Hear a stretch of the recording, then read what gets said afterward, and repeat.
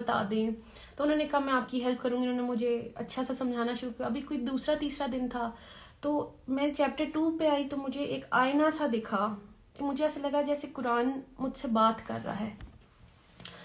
तो अब आयत में मैंने अपने आप को देखना शुरू किया। मुझे एकदम पहले तो बड़ा मज़ा आया। मुझे चैप्टर 2 में पहले मुत्तकी में लगी, अच्छा जी। फिर आ गया मुनाफिक का चैप्टर आया तो कहीं ना कहीं मुझे दिल में ऐसी खटकी आई कि कहीं मैं इस कैटेगरी में तो नहीं फॉल करी कि जो आसान लगता है वो तो मैं कर लेती हूँ, अल्लाह क्योंकि मुसलमान तो हूँ, तो जो आसान लगता है वो मैं कर लेती हूँ, जो मुश्किल हैं चीज़ें वो क्यों छोड़ देती हूँ। फॉर एग्जाम्पल अगर मैं शोबिस की बात प्लीज करती हूँ, subscribe my channel beautiful and field, लेकिन जो मैं करी थी कहीं उसमें अल्लाह को तो नहीं नाराज करी थी। तो ऐसे लगता था कि अगर मैं हिजाब के बगैर कोई काम करती हूँ, अपनी ब्यूटी शो ऑफ कर रही हूँ, कहीं मेरा अल्लाह तो नहीं मुझसे नाराज हो रहा। तो इसलिए मुझे ये बड़ा रियलिटी चेक मिला कि आप चेक कर लें। एक्चुअली मैंने चैप्टर 2 को वो आईना समझा और उस पर बहुत फोकस हुआ मेरा। मैंने अल्लाह की तरफ रुजू किया। फिर वो कहते हैं ना कि अल्लाह कहता है कि यू टेक अ स्टेप, आप स्टेप अल्लाह की तरफ लेते हैं, अल्लाह की तरफ चल के जाते हैं, Allah comes running to you, towards you. तो मेरे साथ भी ऐसे ही हुआ। जब मैं कुरान की तरफ पहुंचना चाहा, मुझे नहीं पता चल रहा कि कैसे सब मेरी तरफ आना शुरू हो गए। प्लीज सब्सक्राइब मैंने माय सिर्फ चैनल एंड खोलना चाहा था, देखा और सब कुछ खुद से होना शुरू हो गया। सबसे पहले मैंने अनाउंस किया इंस्टाग्राम पे कि मैं अल्लाह की तरफ आई हूँ, क्योंकि वो दिल में मेरे डर आया था चैप्टर 2 पढ़ के कि कहीं मैं अल्लाह की उस वाली कैटेगरी में ना आ जाऊं जो अल्लाह को पसंद नहीं है।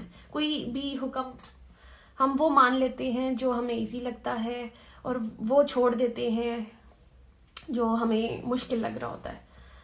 तो मुझे ये हिजाब पहनना मुश्किल लगता था शायद, क्योंकि मुझे लग रहा था कि सिर्फ क्रिएशन को खुश करना है, और उसको क्रिएशन को खुश करके मैं अंदर से खुश नहीं थी। मैं रोज परेशान थी कैसे कैसे, कभी कोई पोज, कभी ये, कभी बाल स्ट्रेट, कभी बाल कर्ल, तो ये डाए वाए, पता नहीं क्या क्या हो रहा था जिंदगी में सिर्फ क्रिएशन को खुश करने के लिए। And what about the creator of the creation, उसके लिए क्या किया। मतलब अगर ये क्रिएशन को इम्प्रेस करते करते मैं अल्लाह के पास चली गई तो मैं अल्लाह को क्या मुंह दिखाती कि तुमने मेरे लिए क्या किया। फॉर एग्जाम्पल मैं अभी इधर भी आ रही थी तो मेरी इतनी अच्छी तैयारी थी कि मैं तैयार होके जाऊंगी, मैं अपनी बात करूंगी, मैंने समझा कि मैं आप लोगों तक क्या मैसेज लाऊं, मतलब तैयारी थी मेरी। व्हाट इफ मैं अल्लाह के पास चली जाती और मेरी कोई तैयारी नहीं होती।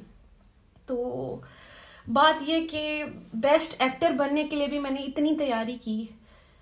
तो अभी जैसे मैंने आपसे हदीस शेयर की थी कि अल्लाह के रसूल सल्लल्लाहु अलैहि वसल्लम ने फरमाया कि तुम में से प्लीज बेहतर सब्सक्राइब शख्स माय वो है चैनल जो एंड कुरान सीखे, कुरान का इल्म सीखे और आगे दूसरों तक पहुंचाए।